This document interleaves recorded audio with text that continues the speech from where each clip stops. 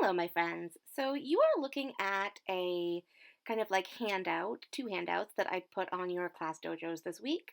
One that kind of tells you how to make bubble letters, and then one that shows you how to make like kind of that little like banner that I put at the top of the worksheet. So this week I'm going to show you a lesson that I usually do around this time of year where we make our initials or our names in bubble letters or just kind of like fancy letters where you're putting some time and thought into designing your letters. Sometimes you have a theme. Sometimes you just make really cool designs. So I only actually could find one student example. So that very last picture you looked at was a student example from last year. See if you can guess which student that is. I'll give you a hint. It is a male student and he is currently in fourth grade. See if you can guess who made that one. It was a really nice one, came out really nice. Um, I just couldn't find any other pictures on my computer. I didn't even have a picture of mine, and mine's at school. Um, so here I'm showing you nice and slow on this worksheet how to make bubble letters. I would suggest doing it this way, even if you can make bubble letters without writing the inside of the letter first. It's nice to just write your letters out in like normal, nice, clear print so that you can figure out how much space your word is going to take up. Something that I think we all struggle with from time to time is either having too much empty space, like when your letters are done, or not having enough room to like squish everything into a space. So if you take your time and kind of plan out your composition first, and you're planning out your composition by writing the letters normally, then you can trace around them. So my first step is to just write my letters. My second step is to trace around the letters slowly and carefully. And then my third step is to trace over the lines I want to keep and erase the lines I don't want to keep. So I erase that very inside line. And you want to be careful with letters like A's and R's that you are doing the inside of the R and the inside of the A. So, like an O, right? There's an inside space there that's actually called a negative space. You want to make sure that you're tracing around that as well. So one kind of like popular solution to this assignment is to just kind of fill your letters with fun designs.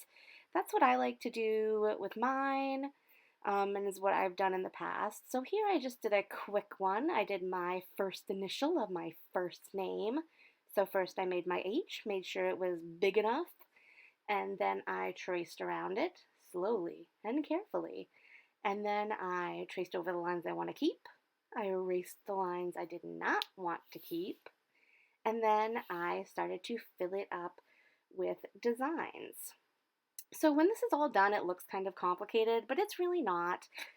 You can use any kind of combination of straight lines, curved lines, zigzaggy lines, simple shapes. Anything that you want to add in there is going to look great. It's really about having a variation of different lines and shapes that makes it look really interesting when it's all done. If I filled it all with the same exact shape or line, it wouldn't look quite as interesting. It might look a little bit cleaner, it might look a little bit more minimal, it might still look really good. But what I think makes these look really nice is the variation of different types of things thrown in there. So now you're just seeing me finish up this worksheet. I just put like a time lapse. It's very, very sped up. Um, but I recorded it, so I thought I'd throw it in there for you. So we're gonna look at one more piece of artwork that I did for this. I have a confession. I'm very bad at writing in cursive. Um, like any skill, it's one that you need to practice. Just like drawing or painting. It's a skill you need to practice if you want to be good at it, and it's not a skill I have practiced. So therefore, I'm not very good at it. But I did do another one where I did some cursive writing. I had to Google like what cursive letters look like for some of them because I couldn't remember like what an F looked like.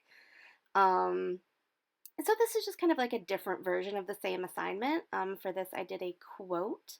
It's a quote from a book. It says, "I don't think of all the misery, but all of the beauty that still remains." It is a quote from like a true story of a little girl who lived during a very difficult time in world history. It's one of my favorite books. I really like this book a lot. So I kind of focused on one word here, and I did that in cursive. I tried doing bubble letters around the cursive, but it just didn't look the way I wanted it to. So you can see how it can.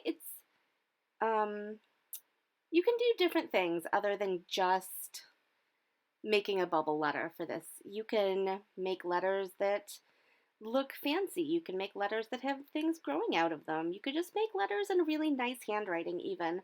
That's definitely a type of artwork. It's definitely using your design brain and your problem solving brain to make something that you think looks really nice. So, really, anything and everything that you might want to do for this week's art lesson will be wonderful. I hope you have fun. If you want some ideas for different types of letters to make, in the very beginning of this video, I put in a bunch, so you can always just like pause on those screens if you want to look at any of them more carefully. Okay, guys, have a wonderful rest of your day.